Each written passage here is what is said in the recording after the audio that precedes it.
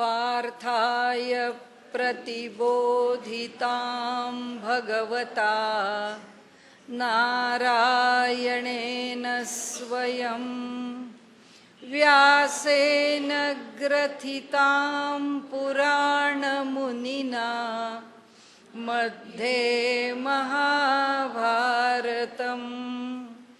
अद्वैतामृतवर्षिणीं भगवतीम् अष्टादशाध्यायिनीम् अम्ब त्वामनुसन्दधामि भगवद्गीते भवद्वेषिणीम् प्रपन्नपारिजाताय स्तोत्रवेत्रैकपाणये ज्ञानमुद्राय कृष्णाय गीतामृतदुहे नमः। सद्गुरु प्रपन्नपारिजाताय स्तोत्रवेत्रैकपाणये ज्ञानमुद्राय कृष्णाय गीतामृतदुहे नमः। सद्गुरुं सच्चिदानन्दं केवलं करुणाकरं ज्ञानयोगेश्वरं वन्दे ज्ञानदेवं पुनः पुनः। प्रकृतेः क्रियमाणानि गुणैः कर्माणि सर्वशः अहंकार विमूढात्मा करता अहम इति मन्यते। आता अक्षरशः भगवंतानी ना असे वार केलेत आणि त्या वाराला माऊलींनी फार धारदार शस्त्र लावलंय की त्यांनी वार केले आहेत. थोडे आपल्या पाठीवरती आसोडाचे फटके, माऊलींनी तर तिथे हातामध्ये चांगलं धारदार सुरा घेतलेला आहे. ते सांगतात त्या पद्धतीने त्यांनी म्हटलंय, जैसी बहुरूपी याची राहो राणी, स्त्री पुरुष भावो नाही मनी, परी लोकसंपादनी तैशीच करीते. कुठलाही भेद मनामध्ये नाही, कुठलीही अपेक्षा मनामध्ये नाही. काय काम करायला लागेल सतरंजा पण घालेल, काय काम करेल त्या व्यासपीठावर जाऊन बोलेले प्रवचनही करेल. कारण त्याला माहिती आहे की सगळी कामं करताना तो काय करतो, ह्या समाजाला तो पुढे नेतो. उगाच नाही सवाई गंधर्व पुण्यतिथी एवढी गाजली. भीमसेन जोशी नेहमी म्हणत असत की गुरूंची सेवा करायला इथे येतो. या उत्सवामध्ये झाडण्यापासून, सतरंजी घालण्यापासून, आलेल्या कलाकारांचा सत्कार करण्यापासून आणि शेवटी समारंभाची सांगता करण्यापर्यंत प्रत्येक काम मी करतो. पण सद्गुरूंची ही सेवा जेव्हा आम्ही करतो तेव्हा आम्ही आमच्या जीवनामध्ये काहीतरी पुण्य गाठीशी घेतो. आता हा जो टप्पा आहे की या टप्प्यावर फक्त सद्गुरू आहेत, मी नाही, ही जी भावना आहे, ही भावना जिथे निर्माण होते तिथे पुण्य उभं राहतं, तिथे कर्म उभं राहतं. उगाच नाही 15-15 हजार, 25-25 हजार, 50-50 हजार लोक कार्यक्रमाला येतात आणि त्याचा इतका सगळा तो कार्यक्रम आवडीने ऐकतात. पुण्य उभं राहावं लागतं. तरीही नैष्कर्म्य सिद्धीच्या अलीकडची पातळी पुण्य आहे, हे पुन्हा लक्षात ठेवावं की पुण्य हा सुद्धा स्वार्थ आहे, तोही टाकला आहे आणि ईश्वर प्रित्यर्थ केलाय, ते नैष्कर्म्य आहे. म्हणून ते पुढे सांगतात की आता तो कसा व्यवहार करतो त्याचं आणखीन एक गमक सांगितलं. प्रकृतेः क्रियमाणानि गुणैः कर्माणि सर्वशः. म्हणाले ही जी सगळी कर्म आहेत ती क्रियमाणानी, सगळी कर्म कशी केली जातात, गुणैः कर्माणि सर्वशः. ते जे गुण आहेत, गुण कोणते, त्रिगुण, सत्व रज आणि तम, हे जे 3 गुण आहेत तेच 3 गुण सर्व कर्म करतात, त्याच्याशिवाय दुसरं कोणी करत नाही. प्रकृतेः क्रियमाणानि गुणैः कर्माणि सर्वशः. अहंकार विमूढात्मा, जो ज्याला अहंकाराने ग्रासला आहे त्याला हे सगळं कर्म मी करतो असं वाटतं. आणि ज्यांनी तो अहंकार टाकला आहे, आता हा कोण अहंकार विमूढात्मा काय करतो, करता अहम इति मन्यते. त्याला प्रकृती हे सगळं काम करते आहे असं वाटत नाही. आमच्या देहाच्या ठिकाणी सगळा व्यापार होतो, यात आम्ही काय करतो? आम्ही काय करत? आम्ही लहान होतो. लहान मुलं म्हणतात ना, मला एकदम मोठं व्हायचंय. ती मोठी होतात का? आम्ही मोठे झाल्यानंतर आम्हाला म्हातारं व्हायचं नसतं. आमचं म्हातारपण थांबतं का? येणारच आहे, वय वाढणारच आहे. आमच्या हातात काय आहे? हे प्रकृतीचे गुण आहेत. ही प्रकृती जी अष्टधा आहे, ती अष्टधा प्रकृती जे करायचं आहे ते करत नेते. आम्ही कुठे आहोत? मी खाते, मी जेवते. या प्रकृतीने जिभेला चव दिली आहे. तोंडात टाकलेला पदार्थ खारट आहे का तिखट आहे का गोड आहे याच्या आस्वादाकरता जीभ आहे. पण आता आमच्या बाबतीमध्ये ती चव घेण्यापुरती जीभ नाही आहे. जिभेला काय आवडतं ती चव आहे. चवीकरता जीभ नाही आहे, चव समजण्याकरता जीभ नाही आहे. आमच्या जिभेला काय चव आहे त्याच्या ते खाण्याकरता जीभ आहे. आज काय खावंसं वाटलं? भेळ. उद्या काय खावंसं वाटलं? पाणीपुरी. परवा काय खावंसं वाटलं? काहीतरी फास्ट फूड. चालू आहे. ती जीभ जे सांगत जाते त्या तंत्राने चालायचं. तर इथे भगवंत सांगतात की मुळामध्ये शरीर जे आहे ती प्रकृती चालवतीये. तू कशाला म्हणतो मी शरीर चालवत? कुणाला पोट दुखून हवंय? कुणाला जागरण करून डोक्याला त्रास झालेला, डोळ्याला त्रास झालेला हवाय? कुणाला भरपूर पुरणपोळ्या खाऊन त्याला त्या न पचलेल्या हव्यात? माणसाला सगळं त्याच्या तंत्राने अनुकूल हवंय. होतंय का? होत नाही. हे जर होत नाही तर मी काय करतो? ते म्हणतात जो विमूढ आत्मा आहे, कर्ता अहम इति मन्यते. मी करता आहे असं तो म्हणतो. अरे तो काय करतो? प्रकृती करते. ती तिच्या नियमात देहाला चालवते. पण हा मात्र ते सगळं मी करतो असं म्हणतो. आणि म्हणून त्यांनी सांगितलं की कसं आहे बघा, भाडेकरू घरामध्ये राहतो आणि मालक घर भाड्याने देतो. त्या भाडेकरूंनी घरामध्ये 4 खिळे ठोकले, नाहीतर काही सुधारणा केली. त्याच्या घरात जरा ठाकठोक आवाज आला की तो मालक धावत खाली येतो. अहो तुम्ही काय सुरू केलंय घरामध्ये?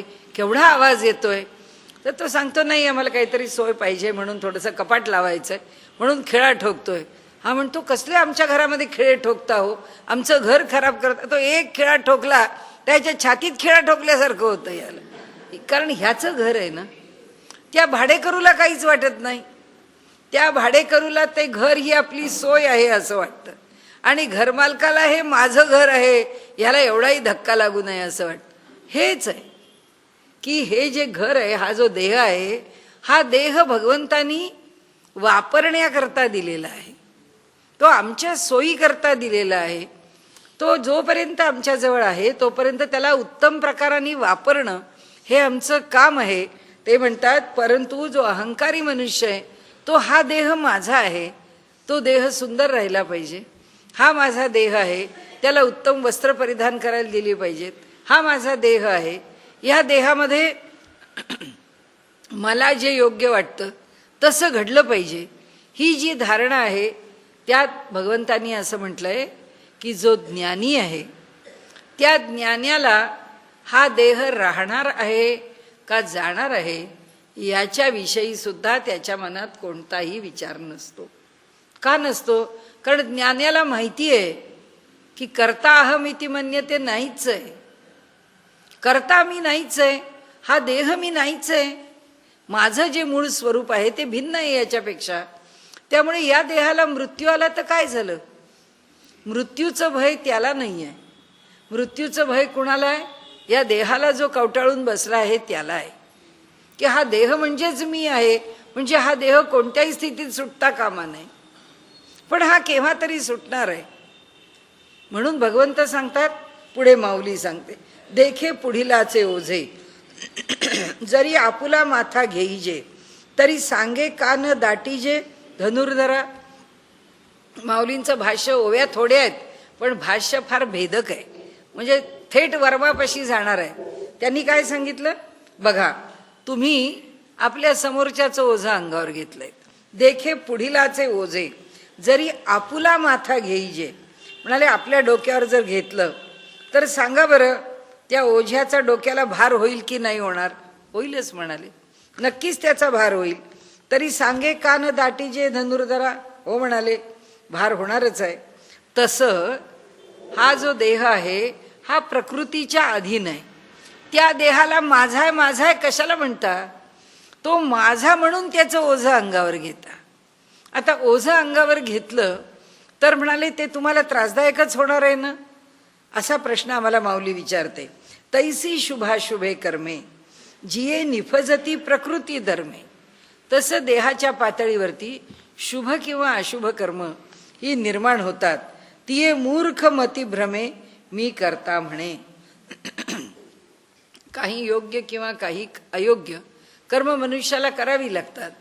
ती सगळी कर्म करत असताना ही कर्म घडतात, ती प्रकृतीमुळे घडतात असं तो म्हणत नाही. ही कर्म मी घडवतो असं तो म्हणतो. हे माझ्यामुळे घडतं असं तो म्हणतो. म्हणून ते म्हणतात तैसी शुभाशुभे कर्मे जिये निफजती प्रकृती धर्मे. शुभ कर्म निपजलं म्हणजे एखाद्या मुलाला प्रकृती धर्माने खूप हुशार आहे मुलगा, त्या मुलाला खूप चांगले मार्क मिळाले. आणि दुसऱ्या मुलाला काय त्याच्या अभ्यासाप्रमाणे त्याला बेताचे मार्क मिळाले. तर ज्यांनी त्या दोन्ही मुलांना मार्गदर्शन केलंय तो लगेच म्हणतो बघा त्याला किती मार्क मिळाले, त्या मुलाला 98% मार्क मिळाले, त्या मुलाला मेडिकलची ॲडमिशन मिळाली. मुलगा मी सांगेन ते ऐकत होता आणि तुमचा मुलगा अहो त्याला किती सांगितलं, मी सांगतो तसा अभ्यास केला नाही तुमच्या मुलांनी म्हणून त्याला मार्क मिळाले नाही. यशाचा धनी मी आहे, अपयशाचा धनी मी नाही आहे. अपयश त्याच्यामुळे आहे, यश माझ्यामुळे आहे. आता ही शुभ आणि अशुभ त्याच्या दृष्टीने, कारण अहंकाराच्या दृष्टीने कर्म आहेत. मनुष्य अहंकाराने प्रत्येक कर्माची शुभाशुभता ठरवतो. म्हणून त्यांनी सांगितलं तैसी शुभाशुभे कर्मे जिये निफजती प्रकृती धर्मे. अरे ज्याची त्याची कुवत आहे, जो तो किती अभ्यास केला तरी त्याच्या बुद्धीप्रमाणे तो मार्क मिळवेल ना. त्यांनी जे मिळवलं ते चांगलंच आहे असं का नाही म्हणत. तिये मूर्ख मती भ्रमे मी करता म्हणे. पण तो माऊलींना खरा संताप आलाय म्हणून त्यांनी मूर्ख म्हणून शिवी घातली आहे. ते म्हणाले तो मूर्ख जो आहे त्याच्या मतीमध्ये भ्रम म्हणजे मोह झालेला आहे, अज्ञान निर्माण झालेलं आहे. त्या अज्ञानामधून त्याला काय वाटतं की मी करता आहे. ते सगळं घडलं. हे सगळं आपण नेहमीचं एकच उदाहरण कृष्णाने समोर ठेवलंय, गोवर्धन पर्वताचं.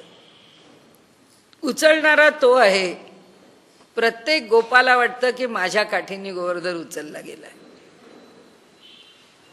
करता अहम इति मन्यते, करता मी आहे असं जोपर्यंत वाटतं तोपर्यंत कोणतंही कर्म यशस्वी करणारा मी आहे हीच धारणा अंतःकरणामध्ये राहते.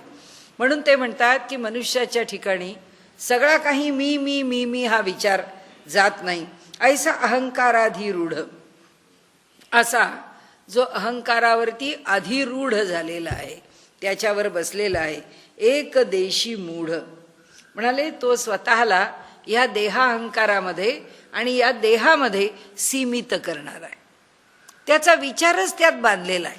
एकदेशी आहे हा जो देह आहे, हा म्हणजेच मी आहे, तोच टिकला पाहिजे. कंस आहे, राहिलाच पाहिजे, ह्याच देहात मी राहिलो पाहिजे. ययाती आहे, माझं तारुण्य कधी नष्टच झालं नाही पाहिजे, मी ह्या देहातच राहिला पाहिजे.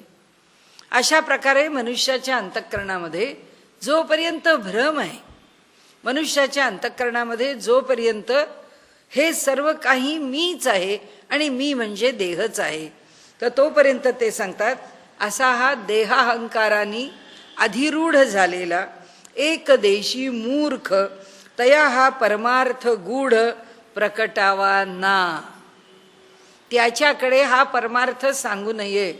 त्याला असं सांगू नये बाबा रे जीवन हे क्षणभंगूर आहे, तू कुठला, तुझ्या ठिकाणी आत्मा आहे, तोच आत्मा कार्य करतो, तुला कळत नाही, पण तू त्याच्यावरतीच विसंबून राहा.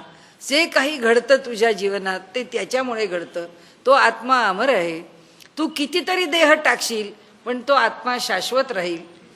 तो म्हणाले, काय सांगताय तुम्ही? ह्या असल्या गोष्टी तुम्ही मला सांगूच नका, कारण त्या मला कळणारच नाहीत, त्या कळत नाहीत. तर तया हा परमार्थ गूढ प्रकटावा ना. मग त्याला काय सांगावं? छांदोग्य उपनिषदामधला 3रा अध्याय आहे. त्या अध्यायाची सुरुवातच आहे. त्याच्या सुरुवातीला त्यांनी सांगितलं की अहो, जगामध्ये आलेले जे लोक आहेत त्या प्रत्येक मनुष्याला असं वाटतं की माझ्या मनासारखं व्हावं. आपण म्हणतो अहो काही नाही हो, आम्हाला काय परमार्थाला लागायला काही अवघड नाही, असं कोण या प्रपंचात गुंतून पडणार आहे. आम्हाला सुद्धा वाटतं की लोकांकडे जावं, चांगली चांगली भाषणं ऐकावीत, चांगल्या यात्रा कराव्यात, ठिकठिकाणी जावं, तीर्थस्थळांना भेटी द्याव्यात, आम्हाला सुद्धा वाटतं. पण आता काय करणार? आपलं घर झालं पाहिजे, मुलं बाळं शिकली पाहिजेत, त्यांच्या सगळ्या जबाबदाऱ्या पूर्ण झाल्या पाहिजेत, मग आपल्याला वेळ मिळाल तर करू शकतो, नाही तर काय करू शकतो. असं जेव्हा सामान्य मनुष्य म्हणतो तेव्हा त्याच्या काही ना काही इच्छा आहेत, काही ना काही आकांक्षा आहेत. आता हा परमार्थ ज्याला इच्छा आहे, ज्याला आकांक्षा आहेत, किंवा ज्याचा प्रपंच आता सुरू झाला आहे, ज्याचं एक मूल 3 वर्षाचं, एक मूल 1 वर्षाचं आहे, त्या 3 वर्षाच्या मुलाला केजीत घालता घालता ती आई हैराण झाली आहे. त्या 1 वर्षाच्या मुलाचं आत्तापासून काय व्यवस्था लावू म्हणून तिचं डोकं फिरलेलं आहे. अशा बाईला जर सांगितलं अगं तू काहीतरी अध्यात्म कर, मला अध्यात्म कुठलं आलं, मला माझा प्रपंच करू द्या, माझ्या मुलाची ॲडमिशन करून देता का सांगा, मला एवढेले डोनेशन मागतायत चांगली शाळा मिळवायला, तुम्ही देणार का ॲडमिशन करून? वेद सांगतो की हे बघा, आम्ही तुम्हाला सांगतच नाही की प्रपंचातल्या ज्या इच्छा, ज्या आकांक्षा, ज्या गरजा, जी कर्तव्य आणि जे योग्य कर्म आहे ते तुम्ही कराच, त्याबद्दल वादच नाही. पण त्याच्याबरोबर तुम्हाला काय वाटतं? मला असं वाटतं की माझं घर व्हावं, नुसतं घर नाही, ते जरा अधिक चांगलं व्हावं, त्याच्याकरता मी जरा 1 नोकरी नाही 2 नोकऱ्या कराव्यात, जास्त पैसे मिळवावेत, असं मला वाटतं. वेद म्हणतो मिळव, तुला काय पाहिजे मिळव, तुला अधिक वैभव पाहिजे मिळव, सुखात राहायचंय राहा, तुझं जीवन अगदी तुला आनंदामध्ये तुला पाहिजे तसं व्यतीत करायचंय कर, मटेरियलिस्टिक जीवनाचं आकर्षण आहे असू दे. म्हणाले मला सगळं मान्य आहे. वेद म्हणतो माझं एकच ऐक, मी तुला जे सांगतो किंवा मी तुला नियम नाही म्हणत वेद, वेद म्हणतो मी सांगून दिलेली जी आचार परंपरा आहे तेवढी राख बस, बाकी मी काही अपेक्षित नाही. सदाचार, सन्नीती, सद्भावना, सत्कर्म, सद्वासना, बस झालं. बाकी काही नको, तुला जे करायचं ते कर, चाल केलास हे मोकळा, चल तुला जे करायचंय ते करायला मोकळा आहेस. मग वेदाला प्रश्न विचारला की अहो असं कसं, याला फारच मोकळा सोडलात तुम्ही आणि त्याला फक्त एवढंच करायला सांगितलं. वेद म्हणतो करू दे ना, त्याला सगळ्या बाजूनी मोकळा राहू दे, त्याला जे मिळवायचं आहे ते मिळवू दे, त्याला त्याच्या जीवनामध्ये त्याच्यातून जे प्राप्त होणार आहे ती प्रत्येक गोष्ट प्राप्त झाली.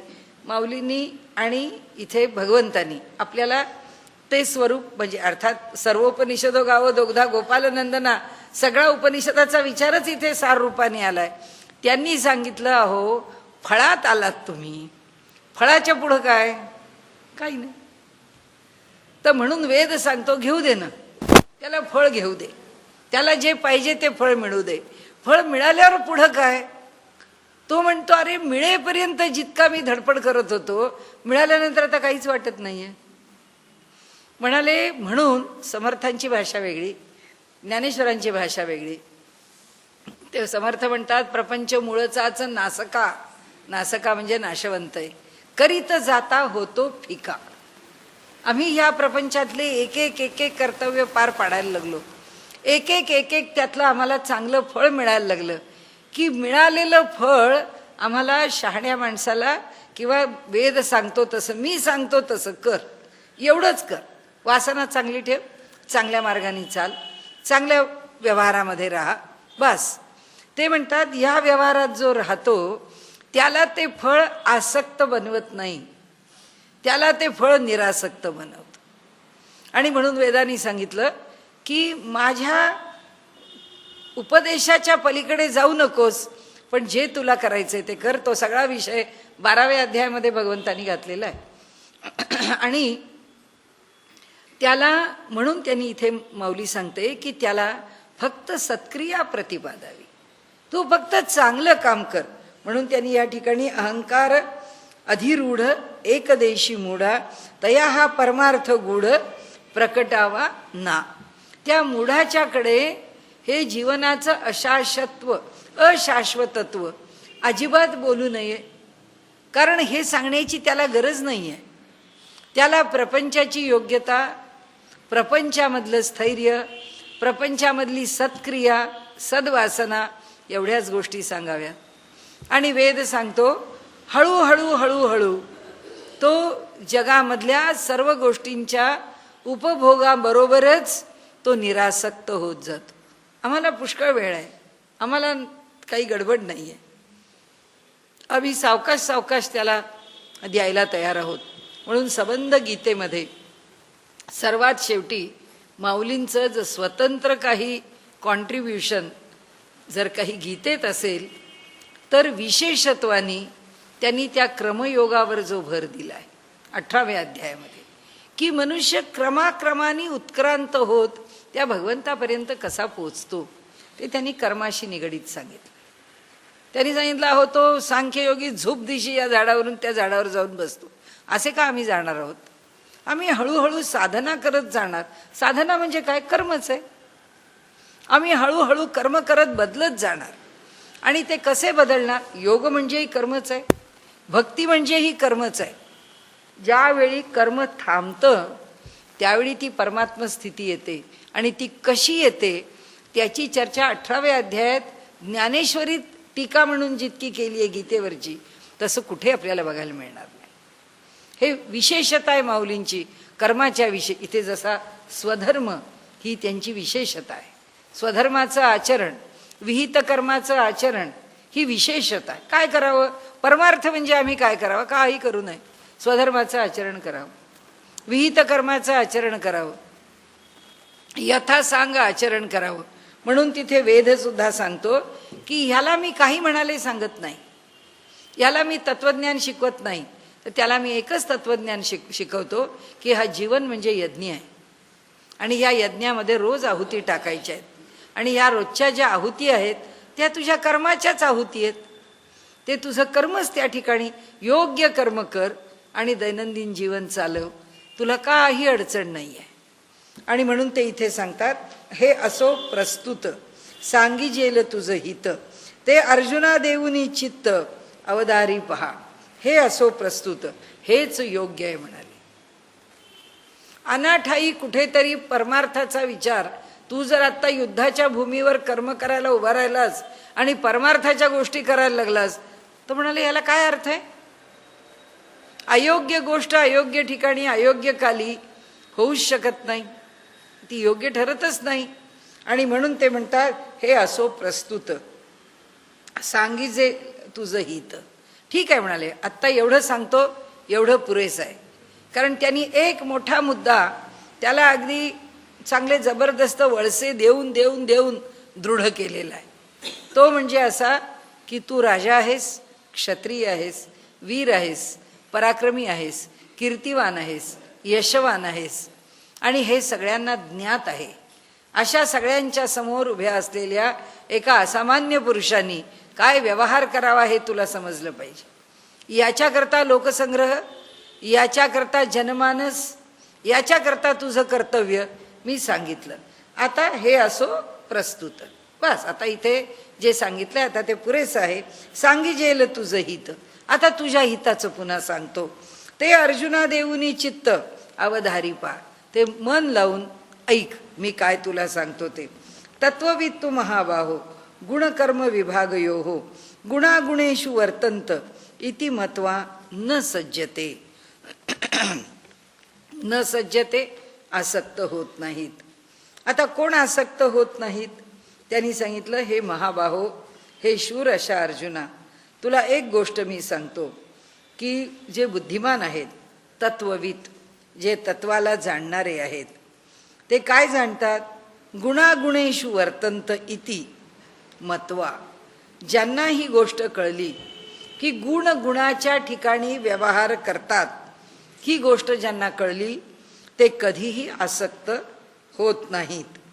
आता यांना काय कळतं? यांना कळणारी गोष्ट एक आहे, गुण कर्म विभागयोः, की जो एक गोष्ट जाणतो. काय गोष्ट जाणतो? की गुण आणि कर्म ह्या दोन गोष्टी ज्या आहेत त्या दोन गोष्टी वेगळ्या आहेत आणि त्या दोन गोष्टींच्या माध्यमामधून जीवन चाललेलं आहे. कर्म केलं जातं, कशाच्या आधारावर केलं जातं? गुणांच्या आधारावर. चौथ्या अध्यायात पुन्हा आहे, चातुर्वर्ण्यम मया सृष्टवा गुणकर्म विभागशः. गुणकर्म विभाग, इथे गुणकर्म विभागयोः. याला काय कळलेलं आहे?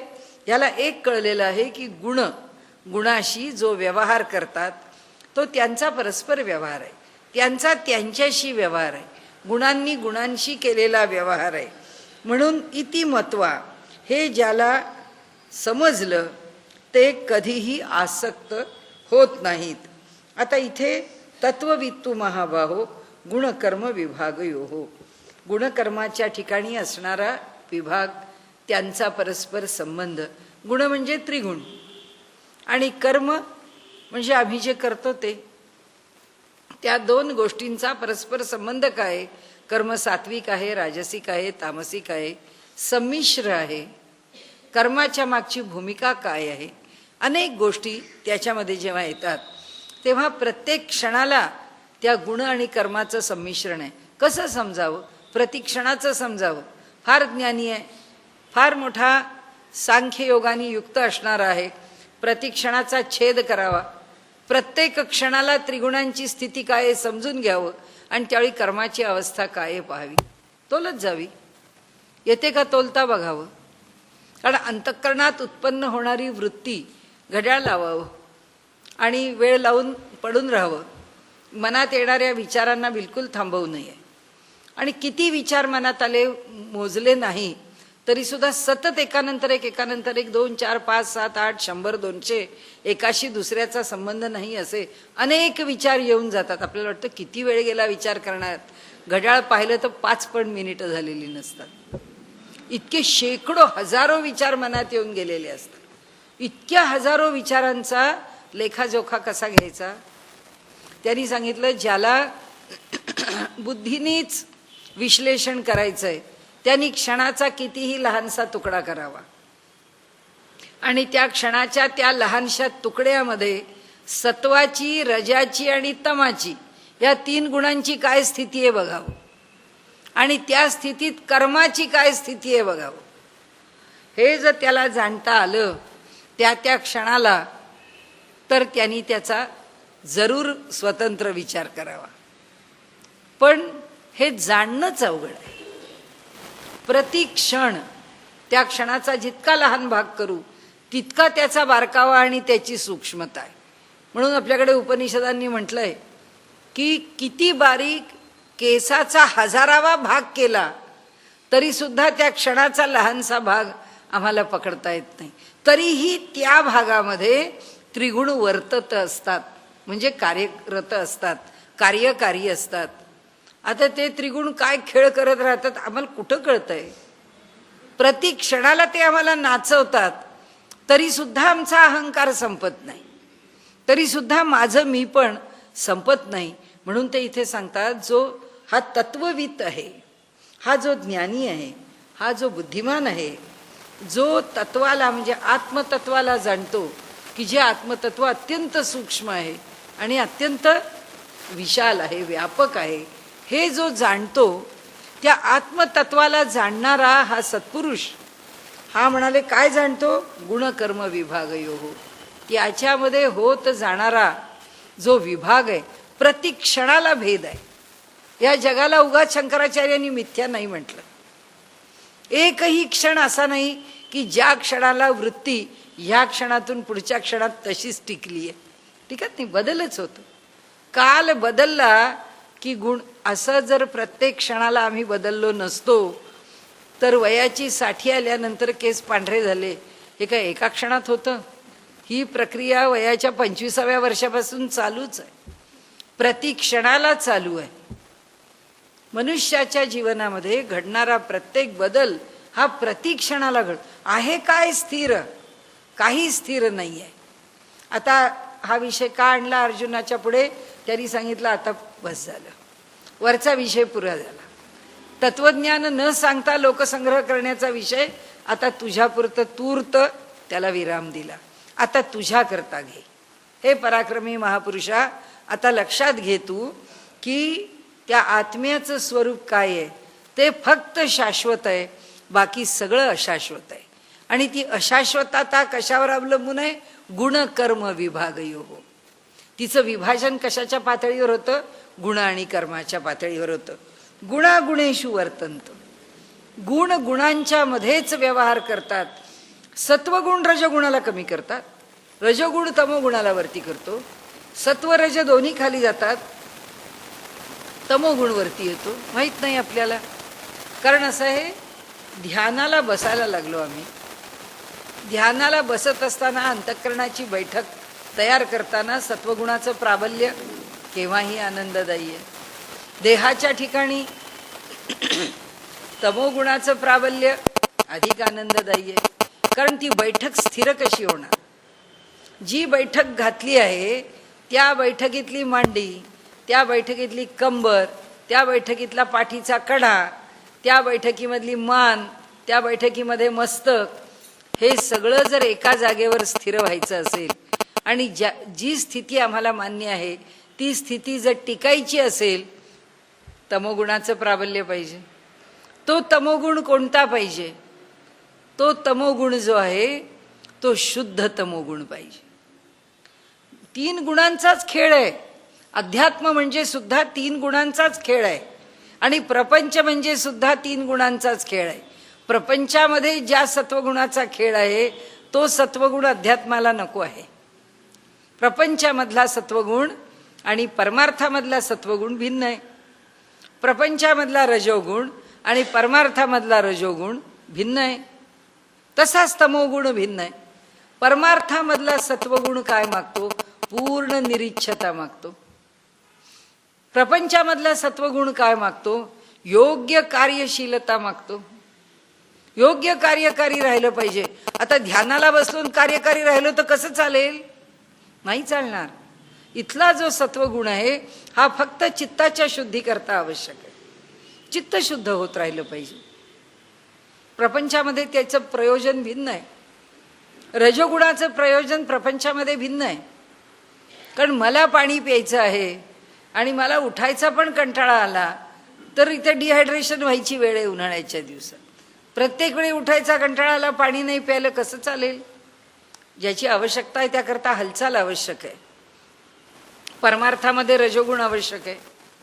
जो श्वास आहे तो श्वास योग्य गतीने चालला पाहिजे. त्या ठिकाणी त्या रजोगुणाची कोणती स्थिती आहे? शुद्ध स्थिती आहे, निखळ स्थिती आहे. तो रजोगुण विकारी नाही आहे. त्या रजोगुणाने जर श्वासोश्वासाचं योग्य नियंत्रण चालवलं नाही तर कसले ध्यान लावतो आम्ही? आमचा श्वासच जर बंद झाला तर आम्ही काय करणार? रजोगुण पार लयाला गेला आणि नुसताच तमोगुणाने प्रभाव आणला तर आम्ही झोपून जाऊ. आमचा श्वासोश्वास जो आहे तो त्या तमोगुणावरती जसा अवलंबून आहे, जसा रजोगुणावर अवलंबून आहे, सत्वगुणावर अवलंबून आहे. या प्रत्येक क्रियाशीलता आम्हाला लक्षात घ्यावीच लागेल. श्वसनाची क्रियाशीलता कुणावर अवलंबून आहे? रजोगुणावर अवलंबून आहे. हा दोन्हीकडच्या प्रांतामध्ये असलेला गुणांचा खेळ आहे. प्रपंचामध्ये त्या गुणाचे वेगळे गुणधर्म पाहिजेत आणि अध्यात्मामध्ये त्या गुणाचे वेगळे गुणधर्म पाहिजेत. म्हणाले जो हा प्रकृतीचा खेळ जाणतो, जो प्रत्येक गुणाचा धर्म जाणतो की ह्या प्रत्येकाचा धर्म काय हे समजतो, तोच इतिमत्वा ज्याला हे समजलं आहे न सज्जते तो कशातही आसक्त होत नाही. जे तत्वज्ञानी याचा ठाई तो प्रकृती भावा नाही. जेथ कर्मजात पाही निपजत असे. जे तत्वज्ञानी यांचा ठाई, जो ज्ञानी आहे त्या ज्ञानी पुरुषांच्या ठिकाणी तो प्रकृती भावा नाही, म्हणजे तो प्रकृतीशी तादात्म्य पावत नाही. जेथ कर्मजात पाही निपजत असे. जिथे कर्मजात उत्पन्न होतं त्या प्रकृतीशी तो तादात्म्य पावत नाही. ते देहाभिमानू सांडूनी. आणखीन ते काय करतात? शरीराने कार्य होत आहे, शरीर कार्य करत आहे, त्याच्यावर सोडून देतात. दुसरं काय सोडतात? देहाभिमान सांडूनी. देहाचा अभिमान सोडून देतात. गुणकर्मे ओलांडूनी. गुणांना मागे टाकतात, कर्मांना मागे टाकतात. साक्षीभूत होऊ नये वर्तती देही. देहामध्ये फक्त साक्षी भावानी राहतात, केवळ साक्षी भावानी देहाचा व्यापार करतात. म्हणून शरीरी जरी होती तरी कर्मबंधा नाकळीती. म्हणून शरीरात जरी राहिले आणि देहाचे व्यापार जरी चालले तरी सुद्धा कर्मबंधन त्यांना बाधत नाही. जैसा का भूतचेष्टा गबसती घेपवेना. लगेच दृष्टांत दिला. सूर्य उगवलाय, सूर्याचे प्रकाश किरण आमच्यापर्यंत येऊन पोचलेले आहेत. त्या प्रकाश किरणामध्ये आपण प्रत्येकजण वेगळं वेगळं काम करतोय. की सूर्य उगवला म्हणून कोणी फिरायला निघाला, सूर्य उगवला म्हणून कोणी कपडे वाळत घालायला आला, सूर्य उगवला म्हणून कोणी धान्य वाळत घालायला घातले, सूर्य उगवला म्हणून कोणी आपल्या व्यवहाराला, व्यवसायाला, कर्माला सुरुवात केली. असा प्रत्येकजण कार्यशील झाला. त्या प्रत्येकाला प्रकाशाचा किरण येऊन स्पर्शला म्हणून त्या सगळ्याचे बाध सूर्याला आहे का? तो आहे तसाच आहे. तसा म्हणाले हा देहात आहे. देहाकडून कर्मव्यापार होतो आहे, पण त्या कर्मव्यापाराशी, त्या गुणव्यापाराशी, त्या देहाच्या असणे अस्तित्वाशी त्याचा काही संबंध नाही. अस्तित्व अशा अर्थाने, अहंकार या अर्थाने, की मी आहे, मी ह्या देहामध्ये, मी हे कर्म करतोय, ह्या व्यापाराशी त्याचा काही संबंध नाही. अशा प्रकारे म्हणाले हा कुठल्याही प्रकारे कोणत्याही व्यापारामध्ये जोडला गेलेला नाही. तो कसा आहे? तो केवळ साक्षी भावाने राहतोय. साक्षीभूत होऊनी वर्तती देही. म्हणून शरीरी जरी होती तरी कर्मबंधा नाकळती. म्हणून शरीरात जरी असले तरी त्यांनी केलेलं कर्म त्यांना बंधनात टाकत नाही. कारण का टाकत नाही? कारण कर्ता अहमिती मन्यते ही भावनाच नाही. करणारा मी आहे ही धारणा नाही. मी कोण आहे? साक्षी आहे. मी पाहतोय या देहाचं काय काय चाललंय, काय काय होतं आहे. म्हणून प्रकृतेर गुण सम्मूढा सज्जनते गुणकर्मसु तान कृत्स्न विदो मंदान कृत्स्नविन न विचालय. म्हणाले या ठिकाणी प्रकृतेर गुण सम्मूढ, प्रकृतीच्या या गुणांनी मोहित झालेला. मनुष्याला जसं जसं वृद्धत्व येतं तसं तसं त्याला कळत जातं की आज काही प्रकृती बरी नाही. की त्या क्षणी तो म्हणतो नाही हो आता वय जाते, आता ह्या तक्रारी होणार, शरीर हे असे त्रास देणार. आणि दुसऱ्या दिवशी एकदम टुणटुणीत वाटतं, एकदम ताजा तवाना. असे का वय, जरी वय जास्त असलं तरी सुद्धा तसं काही नाही, मला काही होत नाही, मी पुष्कळ टणटणीत आहे, मी माझं काम करायला चांगला स्वतंत्र, मी माझं काम माझ्या याच्या हिमतीवर करू शकतो. ही प्रकृती रोज खेळवते. पण ह्या प्रकृतीच्या खेळाबरोबर ह्याची बुद्धी व्यामोहित होते. याच देहाला काल ज्याला मर्यादा आहे असं वाटतंय, त्याच देहाच्या विषयी तो आज बस एकदम तंदुरुस्त आहे, आपल्याला काही अडचण नाही असं म्हणणारा माणूस कालचं वय विसरून गेलेला असतो. काल खरा होता का आज खरा होता? खरं काहीच नव्हतं. प्रकृती खेळते आणि प्रकृती त्या ठिकाणी तिचा व्यापार करते आहे. त्या व्यापाराला हा माझा व्यापार आहे असं धरून सुखदुःखात्मक भोग भोगतोय. म्हणून प्रकृतेर गुण सम्मूढा, त्याच्यामुळे मोहित झालेला, प्रकृतीच्या गुणांनी मोहित झालेला, सज्जनते गुण कर्मसु, तो गुण आणि कर्माच्या ठिकाणी आसक्त होतो. दोन्ही ठिकाणी आसक्ती त्याच्या ठिकाणी निर्माण होते. गुणांच्या ठिकाणी निर्माण होते, कर्माच्या ठिकाणी. आपण बघा, जर तब्येत बरी वाटायला लागली की मनुष्य आपल्या ताकदीपेक्षा, सामर्थ्यापेक्षा अधिक काम करायला लागतं. आपल्याला काही आणि शरीर थोडं चालेल असं झालं की लगेच आपल्याच्यानी काही होत नाही. दोन्ही आहे. त्यामुळे गुणकर्म हे जे दोन आहे त्या ठिकाणी सज्जते, इथे त्याच्याशी गुंतला जातो, त्या ठिकाणी आसक्त होतो. तान कृष्णाविदो मंदान, त्या न समजणाऱ्या, सर्व बाजूंनी न समजणाऱ्या अशा मंदान म्हणजे आता मूर्खच, याचा अर्थ ज्ञानदेवानी मूर्ख घेतला की असा जो मंद आहे, असा जो मूर्ख आहे. आणि कृत्स्नवीन हा अकृत्स्नवीन आणि हा कृत्स्नवीन. तर आता हा जो कृत्स्नवीन आहे, ज्याला सगळं काही समजतं, ज्याला सगळ्या बाजूनी विषयाची जाण आहे, असा न विचारले, असा विचलित होत नाही. तो म्हणतो ठीक आहे, हा खेळ चालू आहे, काय करणार. एथ कर्मी तोची लिंपे, जो गुणसंभ्रमे घेपे, प्रकृतीचे नि आटोपे वर्ततू असे. या ठिकाणी कर्मामध्ये तोच लेप पावतो जो गुणांना वश होतो. कर्माचा लेप केव्हा लागतो? जेव्हा आम्ही गुणांनी वश होतो तेव्हा. प्रकृतीचे नि आटोपे वर्ततू असे, प्रकृतीच्या कह्यात जाऊ ना याचं कर्म. हा नेहमी प्रकृतीला वश आहे. इंद्रिये गुणाधारे रहाटती निज व्यापारे, ते परकर्म बलात्कारे आपादिजू. म्हणजे इंद्रिय त्या गुणाच्या आधाराने आपले व्यापार करतात. ते परकर्म बलात्कारे आपादिजू, हे वास्तविक पाहता गुणांच्या आधाराने इंद्रियांनी केलेलं कर्म. म्हणून काहींनी हा वरच्या श्लोकामध्ये गुणागुणेषु वर्तंत, याच्यामध्ये गुण आणि इंद्रिय असा पण अर्थ केलेला, अशाही अर्थाने त्याचा अन्वय लावलेला. आता इथे अशा अर्थाने लागला की इंद्रिय पण गुण आहेत आणि गुणांच्या आधाराने पण काम करतायत. राहटती निज व्यापार, ते आपले व्यापार इंद्रिय ही गुणांच्या आधाराने करतात. ते परकर्म बलात्कारे आपादिजो, ते जे परकर्म म्हणजे वास्तविक पाहता इंद्रियांचं कर्म करतात, गुण गुणांचं कर्म करतायत. इंद्रिय म्हणजे पुन्हा गुण आहेत, म्हणजे गुणच गुणांच्या ठिकाणी व्यापार करतायत. आणि हा मात्र मी, माझे हात, माझे पाय, कर्म करणारा मी, असं म्हणून परकर्म बलात्कारे आपादिजो. ते आ बैल मुझे मार सारखा आहे की आपल्या अंगावर ओढून घेतो की हे कर्म माझं आहे म्हणून. आणि मग पुढे त्यांनी म्हटलंय मयी सर्वाणी कर्माणी संन्यस्याध्यात्म चेतसा, निराशीर निर्ममो भूत्वा युद्धस्व विगत ज्वरा.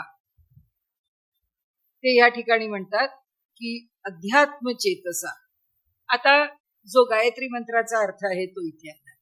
अध्यात्म चेतसा, तुझं मन आधी, आत्म चेतसा, तुझं जे चित्त आहे ते चित्त आत्म्याच्या ठिकाणी आधी म्हणजे ठेवून दे. सम आधी म्हणून समाधी, साम्यावस्थेला ठेवलं म्हणून समाधी. आता इथे आत्म आधी, आत्म्याच्या ठिकाणी ठेवलं. कुणाला ठेवलं? चित्ताला ठेवलं. आत्म्याच्या ठिकाणी चित्ताला ठेव आणि काय कर.